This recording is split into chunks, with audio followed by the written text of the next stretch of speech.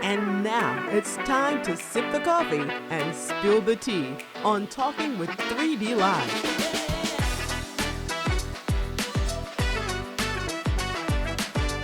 Here's your host, Derrick Dixon.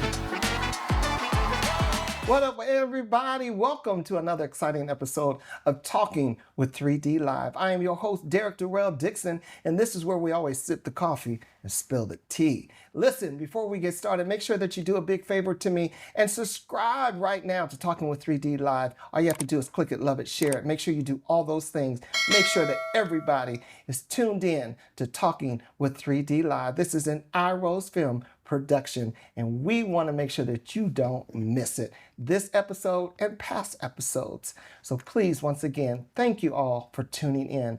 But today, I am so excited to meet this brother. I've been hearing about him over and over and over again, and he is finally here in my studio. I'm in the building. Talking to Mr. Larry. Whaddup, Caudle. What up? What up? How you doing today? Thank you so much. Oh, man, thank you for having me. Man, I'm just, again, first off, I'm going to say this to you. Mm-hmm. Congratulations. Thank you. Congratulations. You received the Baltimore Crown Legend Award. Man, yeah.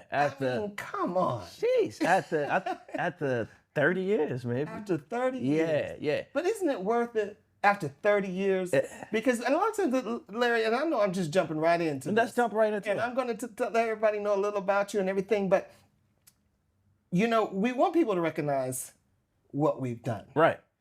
But I want to say this. A lot of times, it's before our time. It's not time. Yeah, it's not time. Because we got more work to do. Yeah, the cake ain't baked right. It's not baked right. You know what I mean? The ingredients is there. Yeah. But it wasn't baked right. Yeah. Yeah, so. And so we have to make sure, because God's like, I still got more for you to do. Mm-hmm. They see you. Yeah, they see me. They definitely They see you. They know what you're doing. They see me over the years, but it wasn't, it didn't connect right. Yeah. Because they was like, people always would be like, what do he do? Yeah. Like, what, yo, you know what he do? They couldn't really figure it out. So their name, Larry, what up? Mm-hmm. That's where it came from. Yeah. Because they're like, Larry, what up? Oh, I'm working in Annapolis right now. Right. Larry, what up? I just finished, working with Bopa and Artscape this past year. Yeah. Larry, what up? Still working on the film. So that's where that whole Larry, thing. what up? Yeah. That's the thing of history, because I would have never known that. Nah. But I'm going to tell people who you are. So you have the Caudle Consulting Specialist in rebranding, marketing, event production, talent sourcing, and strategic partnership. Successfully launched over 20 events and campaigns in the last 3 years. And Doug, why you had to say it like that? It gave me a headache because I've really been at work. You've been working. Golly. You've been working. You've been in the Baltimore Club music. You elevated that to national and international stages. You've developed programs and partnerships that foster community. Again, the community pride. And you've done so much that people they haven't even started to realize who Larry Whaddup is. Nah, because, when you think about it, a lot of the work that I've done, there was no social media, right? And then if you're not a historian, you're not taking pictures and saving them, all that stuff. Right. But I got to work early. My love for this business came early. I was about 12 years old. Okay. Right. I was managing dance groups back then, right? I always had the ability to dance. That was just like my thing. That was the God-given talent. But at a young age, about 12, I said, I want to learn everything about the music business, entertainment business. So every chance I got a chance to learn something new, I jumped on it. I went from just dancing in my bedroom, come home from school. People were like, yo, why you don't never come outside? You come to my window, I'm in there dancing. That's what I'm doing. Where did that come from? What was the first thing that you said, that you seen, and you said, this is what I want to do? Well, when it comes to the music background at the time, so my mom and dad, we're originally from Raleigh, North Carolina. They separated, and my mama ran and came to Baltimore, and my dad stayed there. Gotcha. But when she came here, she started, messing with, found a new man and all that good stuff. He was in the music business. And he would have drums, bongos, mics, keyboards, they would rehearse in my basement. Wow. I'm 7, 8 years old at the time. I'm like, man, dang, this is really dope. Yeah. And I think that's where that whole inkling from like wanting to be a part of the music industry come from. But during that time, I'm like, hold up, if I learn how to learn the business, I could be the choreographer to them. Right. And that was my thing. I said, you know what? If I do this, it gotta be a different angle. I can't just be a dancer. Right. You know what I mean? Right. Like, you know, it has, what's the longevity of dancers, right? Yeah. Don't nobody, you look on a production, you don't see their names. Yeah. Back then you did. Right. Back then you did. You see the choreographer, Exactly. creative director. Right. Today's episode of Talking with 3D Live is brought to you by iRose Films. iRose Films photo booth will capture every special event, from birthday parties, weddings, baby showers. They also specialize in 360 booths, also videography. So please make sure that anytime that you have a special event, contact iRose Films, irosefilms.com. Right? Right. You're like, you don't know who put those dope moves together for Michael Jackson's Thriller or right. Remember the Time. Yeah, Right? You're right. So I was like, you know, I need to figure out the other steps. Yeah, I remember someone interviewed Rosie Perez, and they were like, "Oh, you were a fly girl," and she says, "I never was a fly girl. I was the choreographer. That's what I'm saying. Come I was on. the choreographer." They Right. can remember J-Lo and everybody, but she was like, "No, I was the choreographer. I made them." Come on. Exactly. So when I start saying it like that, I'm like, you know what? I need to step outside. I know. So I would start getting jobs with different groups out of Baltimore, right? But I would hire the dancers in my same, vicinity to work with these artists. Right. But I was choreographing, right? That's it. I choreographing. Like, that's cool. All right, let me stage manage. All right, dude, this is cool. Stage manage. Yeah. I said, you know what? Let me try road management. And then when I hit road management, I went on the road, and I was on the road with King Los, an artist from Baltimore. And that stint lasted 8 years, 150 shows under my belt as his road manager. But as I was out there road managing, I discovered my voice. So now he like, yo, you ever thought about hyping? I'm like, nah. He's like, yo, you got a good voice. You should try it. And I everywhere I would go, I'm in a car. We might be listening to the radio station. We might be going somewhere. Whenever it's music, you already know what it is, man. It's your boy Larry, what up? Yeah. I'm learning how to get comfortable with my voice. Yeah. And one show went to 150 shows, and then, we would travel the world. And at the time, I was like, man, I don't have nothing that's mine. Okay. I need mines, right? I can't just be out here trying to make sure everybody else's vision and dream is good. I need to figure out mine. So when I was on the road, I was great doing a show, and I was in LA at the House of Blues. And we was behind stage, and they playing Baltimore Club. So, of course, some Baltimore people, we are rocking out, dancing. And then, never been to a Diddy party, but now just so y'all know. Right. Just so y'all know. Never. Never. I wasn't even interested. I said this on my last interview. So, I'm back, so my routine is, I might dance a little bit, take a shot, Ciroc, and then I pray. And people looking at me all weird. They're like, yo, did you just rock off, drink a shot of Ciroc, and then pray? I say, yo, that's me. Yeah. And I get out on that stage, and we turn up, and the energy is so crazy. So after that show, a dude came over to me. He was like, yo, did you just take a shot, just battle dancing, and pray to God? Yeah. He said, nigga, you better than Spliff Star. Yeah. I said, whoa, big homie. I said, nah, don't tell me that. Yeah. I said, but you know what's so cool? That's who I watch before I go out on tour. Okay. See, the thing was, Los had moved to LA. I was still here. But when he needed me to come out on the road with him, all he would do is send me the music. We'd never get in the room and be able to construct a show together. Right. I'm just listening. And by listening, I'm trying to figure out, all right, cool. I know, go stage right, center stage. All right, when this beat hit, jump. Yeah. All right, move over this way. And I'm thinking all this stuff in my head. So when I get with him, that's what I'm doing. Right. And he watching me. And I'm like, yo, you go ahead, people. And that's how every time we hit the road, that's how it was. And 100 shows, 150 shows. And then, like I said, I'm building you up. I'm building your legacy, your brand.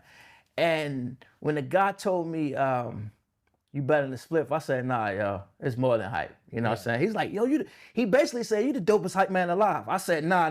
Because at the time, I didn't want to be no hype man. Okay. I was only doing it because that was my guy. Okay. Like, who was name a hype man?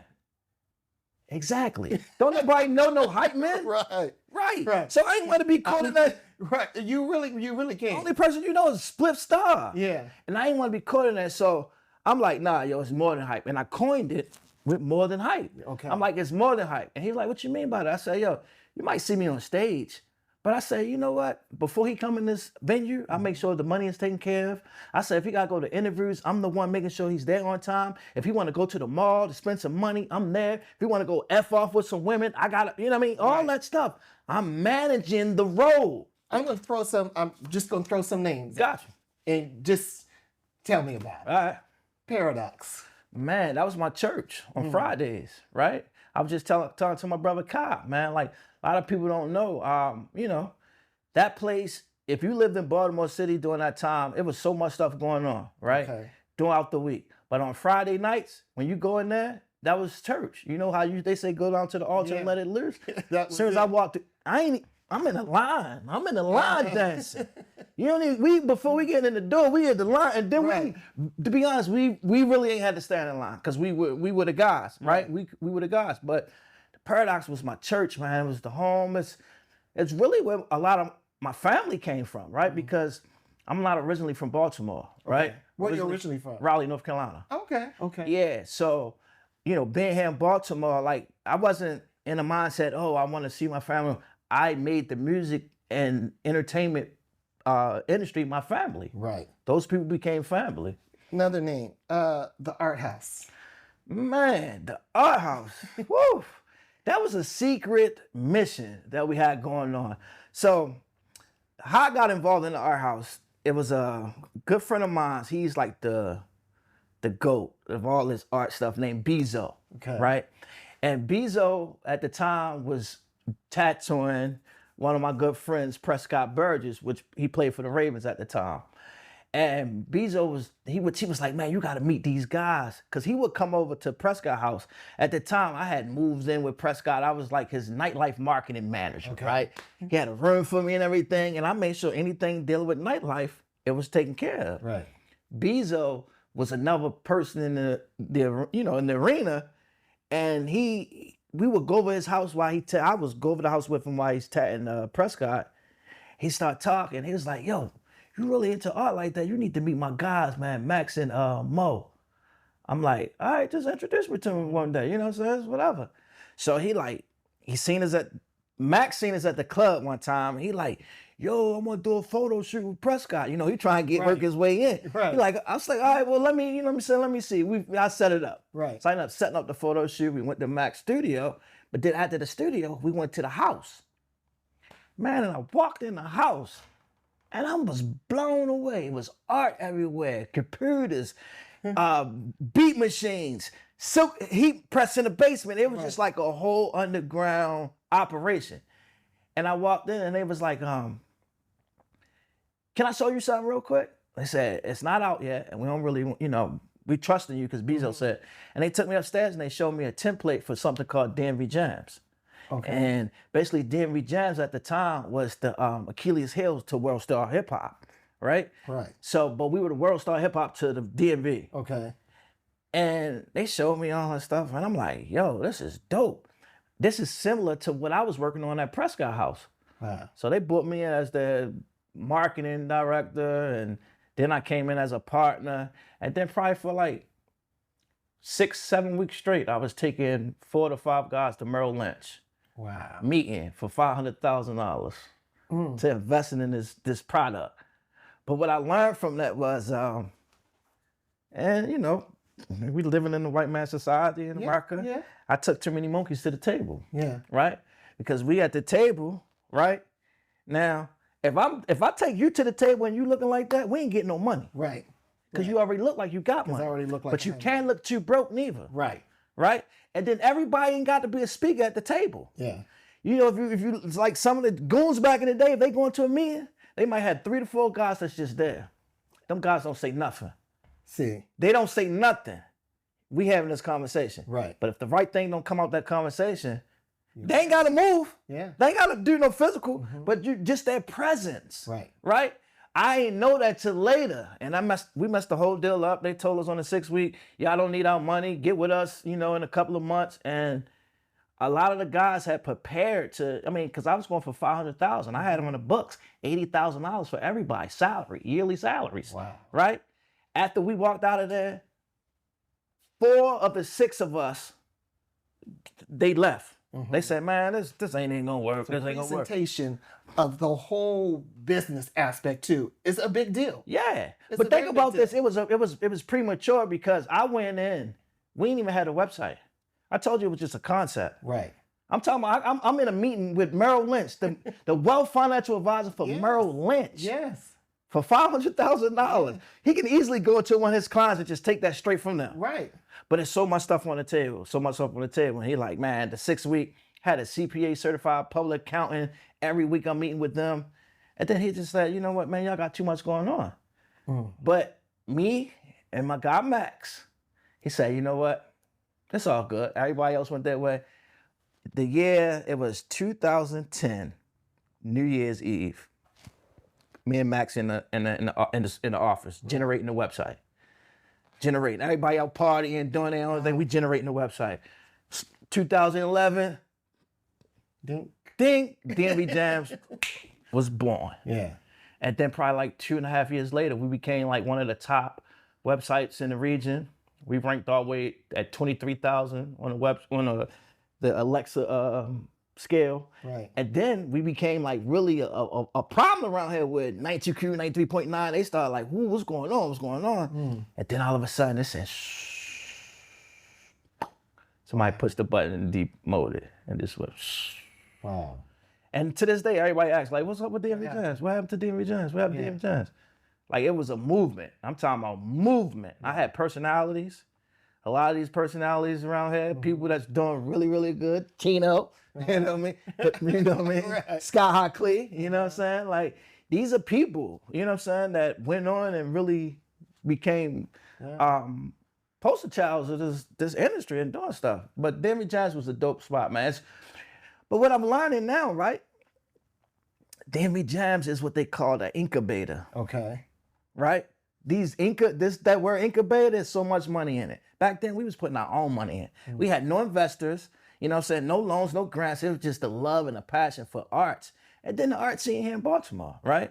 But you had rappers, videographers, directors, producers. We all, imagine this being in our house. We all came every day and this is what we congregated. Right. We didn't hang in the clubs. We didn't go party. Right? If we did go party or hang in the clubs, it's all of us. So when we come into the club, it's 30, 35 of us. Right.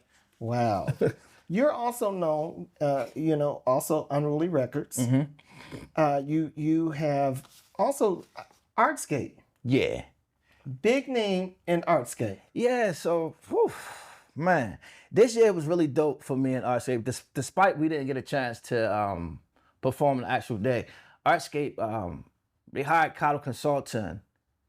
Larry Whaddup through Caudle Consulting as the spokesperson for Artscape. Okay. So like if you go on their page currently to this day, I did 40 different videos leading up to Artscape.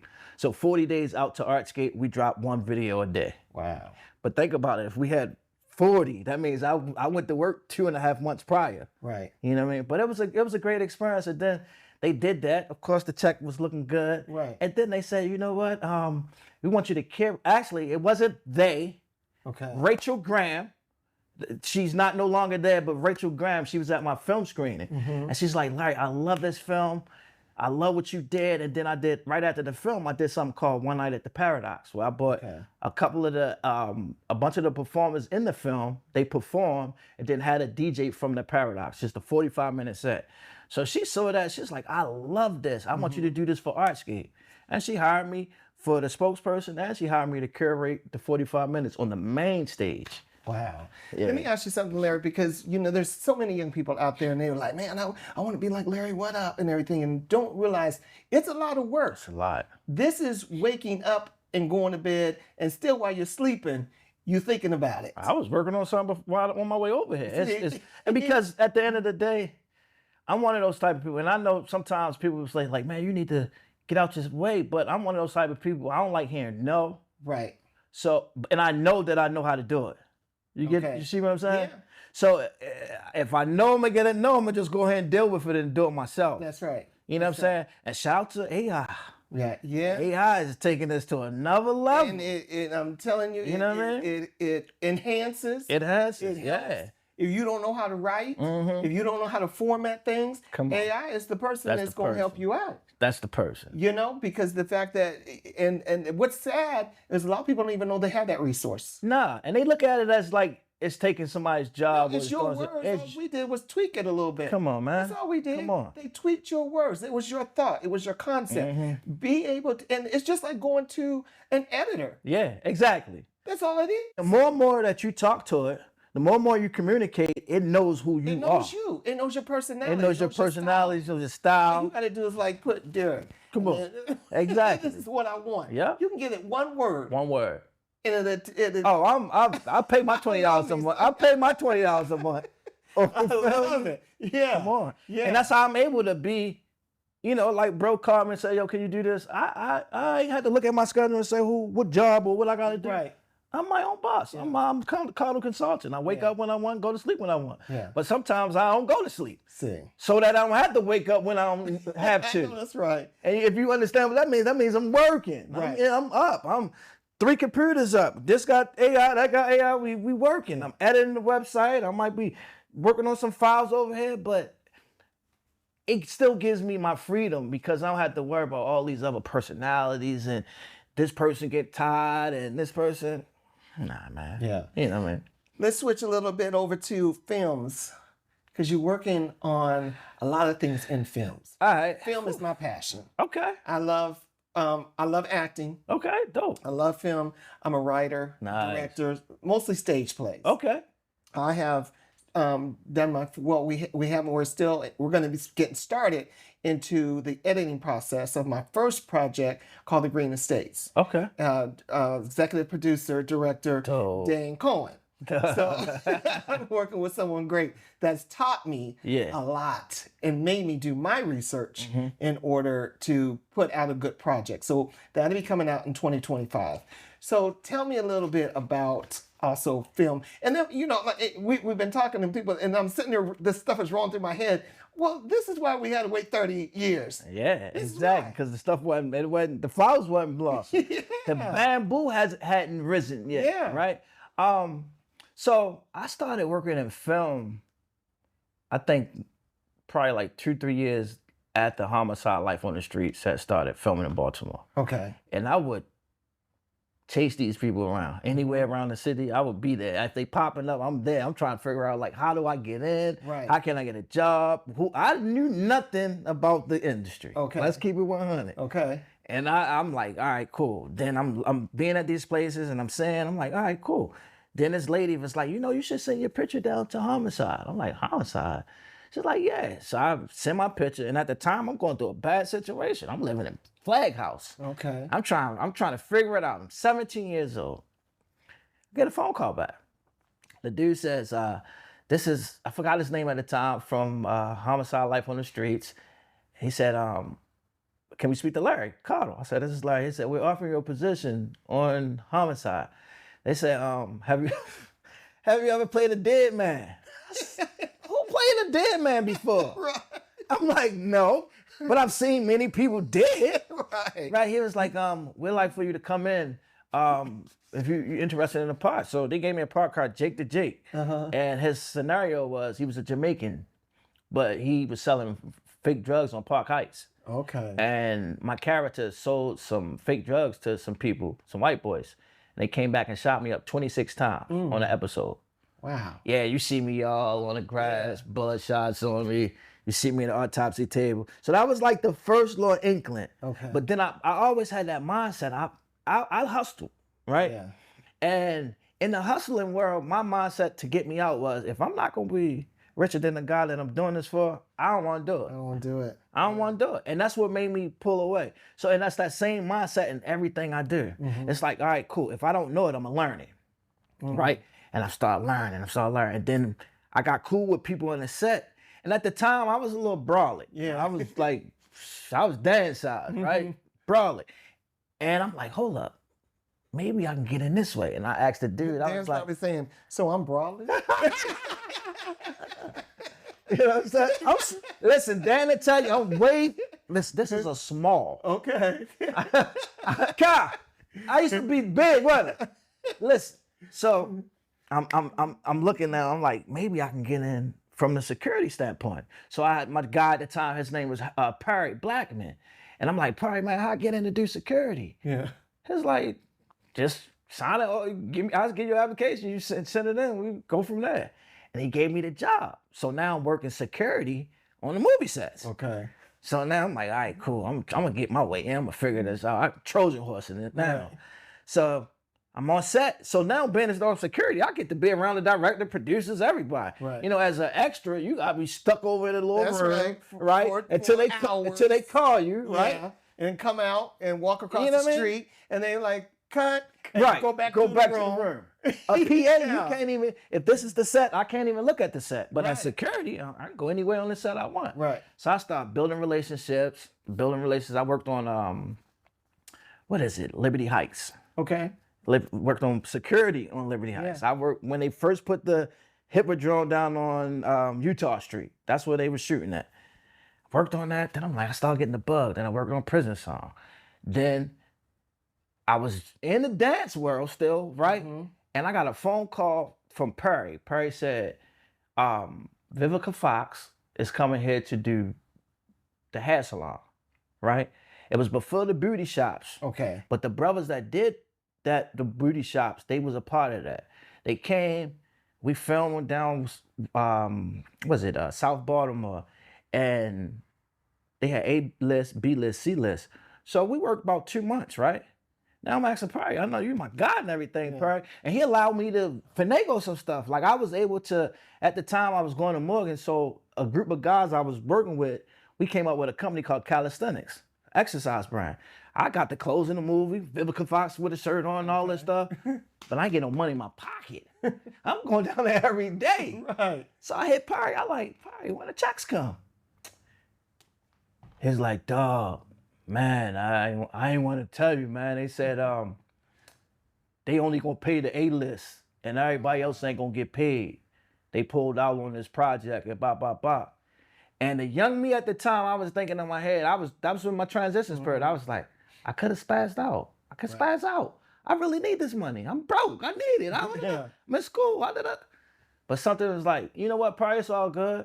I said, man, call me if anything else come up. You know what I'm saying? He said, you sure? I said, bro, I mean, what I'd have made, what, $2,500 out this project? I said, it's cool. I'm not going to, said the relationship was way more, matters more. Yeah. A year later, he called me. Larry, what's up, man? It's Perry. I'm like, what's up? He was like, you familiar with the movie Step Up? I was like, yeah. He was like, well, they coming in town to film Step Up 2, and I'm giving your number to the producer. Gave my number to the producer. I got a phone call the next week. Hey, Larry, this is Susan from the production office. We got your number for Perry Blackman. He says you're the dopest guy in the town when it comes to the dancers. We need you to rile up all the dancers. She said, when you want to come in and meet me? She said, I got a meeting at 10 o'clock and at 9 o'clock. I said, can I take the 9? She's like, yeah. When I got there, the 9 o'clock person that's supposed to have the 9 o'clock was sitting out there. I walked in, I ain't had no resume, no paperwork, no videos, no nothing. Yeah. I walked straight in the room. David, the producer, walked in, sat with him for about 20 minutes. He walked out, he said, Larry, look, if you can get out here, we'll be here in a month. He said, if you can get out and get the word about us doing auditions in Baltimore, then you got a job. He said, what we're gonna do is we're gonna pay you $600 a week. We're gonna give you petty cash so you can get your gas and everything. He said, if you do this and this is a success, we're gonna hire you to work on the film. After that month, he'll tell you, I was everywhere. That's before phones. Like I was everywhere. I got notepads. I'm at all the clubs writing people's numbers down. Right. I'm everywhere. I had over 300 people at the tryouts. Wow. On Monday morning, I was hired. Yeah. And that's how I got into the industry. Instead, so you see me, I went from security. Right. So when I got in there, I was just still a production assistant, but I was like the lead production assistant because they had me in with Brianna Evergan was the lead dancer. Well, you had Rob Hoffman. You had, yeah. I want to ask you something real quick because we have about time to wrap it up, but I want to ask you something. You have More Than Hype, the documentary. Tell us a little bit about that real quick. So the More Than Hype film, it's basically a recollection of all the people that I encountered in my, I would say, stint working here in Baltimore in the entertainment field. A lot of people didn't know I've worked with a lot of these people, you know, from the Rodleys, the Bossmans, the Tim Trees, the Paula Campbells. But what I did was similar to like Hell's Kitchen. A lot of these people, a lot of people in Baltimore, we lose our morale and energy or just the faith to keep going, right? Yeah. And I want to, not to interrupt you, but I want to interject real quick. It's because a lot of people think we don't have the support that we need. yeah, and we do. Yeah, we Right. do, Larry. We have the do. talent. We have the Support, right. But if you don't believe in yourself, how am I going to come support you? So what was happening was a lot of people being their own way, right? Like in prime example, before I started shooting this film, right? I heard people like, man, I'm only going to do my story. I'm only going to sit and talk to people my own way. Right. But the whole time, if that's the mentality you had these last 30 years, that's why don't nobody know who you is. That's right. Right? So what I did was I said, you know what? Let me go chop it up. So initially, this film wasn't even supposed to be about what it was. Initially, it was supposed to be a film about hype men. Remember I said, don't nobody know hype men. The hype man. So what happened was while I was on the road, I got cool with Wiz Khalifa hype man. I got cool with Kid Ink hype man. Buster was already, Spliff Star was already a role model of mine. And then Chinks Drugs. Okay. These were all hype men. I'm thinking maybe I could do a show around hype men, sharing the lives of these different hype men. Myself working with Los, Wiz Khalifa's hype man, French Montana's hype man. Right. You know what I mean? All these people together collectively and create a story based on the hype man. Gotcha. Had Spliff Star be the main person coming and check up on us, right? Right. But then I was at my office and my nephew was renting some space and he was like, "Oh, it's a guy next door that I want you to meet." I said, "Man, I ain't really trying to meet nobody." I had transitioned out of the whole artist field. I gave him the space, but I'd walk upstairs. But then I'm like, "All right, I'm gonna sit down and talk." So I started talking to the dude, Renee, and he said, "Hey, man, I was trying to do this film with some other guys, man, and we didn't even get past step one." And I started telling him the concept about, hype men. Hype men don't get their flowers. Don't nobody really know who the hype men's behind these main acts. He's like, "Yeah, that'd be dope." And then I started talking about my history and all the people I work with in Baltimore. Yeah. And then he was like, "Nah, man, let's build on it. Let's switch it up." And I end up interviewing 55 different people. Wow. And 4 generations of content. And I got Makiba Riddick, Kevin Lyles, Kanye West, Sean Caesar, Bossman Raleigh, K Swift. Okay. It's big names. Yeah, some We're excited for you. Yeah, it's a lot. Really excited for you. I know that we only have 30 minutes, but I got to get you back because we got more to talk about. Yeah. We really do have more to talk about. I'm just really excited just to get to know you and get to know your history because you really have some history, Larry. And more people need to know. And I know a lot of people know you, but there's so many more people that need to know. The right people. The right people. The investors The need right to know people. me. Listen, The I love a investors. good game. And just because of your energy, I switched up my game. Okay. And I have to play this game, which is called Flip Side. So you're going to put these glasses on. Okay. And then you have to get these M&Ms into this cup. Okay. All right? So you have 30 seconds. I'm going to move this out the way. Hold up.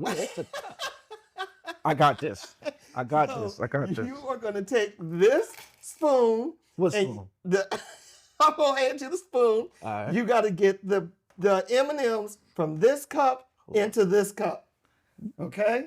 So you got 30 seconds. Hold up, man. Yeah. So you got Larry Whaddup. And he is... Hey, yo, where they at? All right. Hold up. Where my... Whaddup? I mean, he's playing the game split side. Right. He's got to get the peanuts. He's got M&Ms. He's going to put them in from one cup to the other. Where the table at? All right, I'm ready. I think I got it. You think you got it? Come on. You got about 50. 50 more. Hey, Kyle, you ain't gonna do it neither. Don't be looking at me like this, boy. Damn, you can't do it neither. Yo, This is the funnest game. where is the thing at, yo?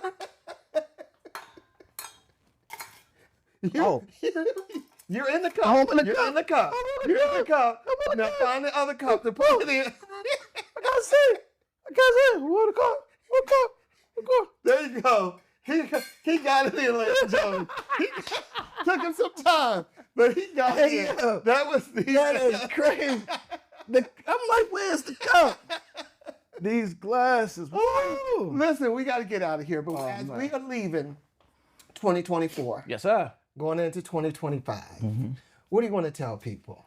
Man, listen, to everybody that's giving up because people not moving how you potentially think people's supposed to move, flow like water. Flow like water. Flow like water. Yeah. I'm going to leave it there. Flow like water. Flow like water. Yeah. You heard it from Larry Whaddup. As we leave 2024, going into 2025, flow like water. Flow like water. Okay? Ladies and gentlemen, thank you so much, Larry. Appreciate you for having me. Nice to meet you. Yes, sir. We got a lot of stuff to do. I want to tell everybody, please make sure that you always tune in to Talking with 3D every Monday, 7:30 Eastern Standard Time. Thank you for tuning in for this episode in Iro's production. Go out, love somebody intentionally, and Happy New Year. Yes, sir.